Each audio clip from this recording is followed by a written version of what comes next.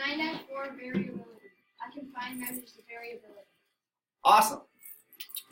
Vocab, variability. What is variability? What is variability? Somebody want to tell me or just read it to us, Christiane? A way to display how spread out data is. A way to display how spread out data is. And now you know that box and whisker plots show the various ranges of quartiles, which is another one of our words, when it comes to showing variability. Quartile is how many different parts, you guys? 4. 4. And a box and whisker plot is the way to show our variability.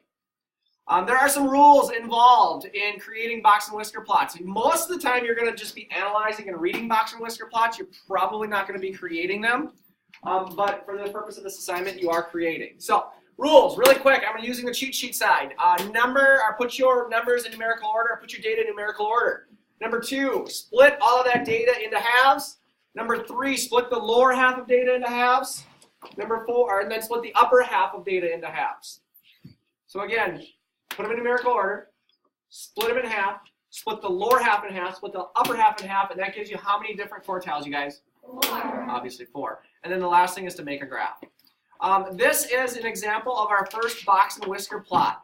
When naming quartiles, instead of just calling them quartile 1, quartile 2, quartile 3, and quartile 4, you could also use what to name quartiles. Somebody explain what you could use to explain or to name quartiles. Christian? The largest piece of data in each quartile. The largest piece of data in each quartile. So quartile 1 right here is also called what? 2.5. Quartile 2 is also called? 2.6. Quartile 3 is also called? 2.60. And quartile 4 is called? 2.63. Okay. So if you see those names, that's what it's referring to.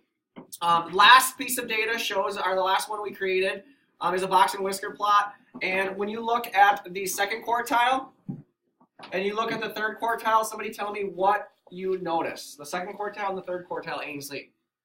The range in quartile 2 is larger than the range in quartile 3. The range in quartile 2 is much larger than the range in quartile 3. Questions?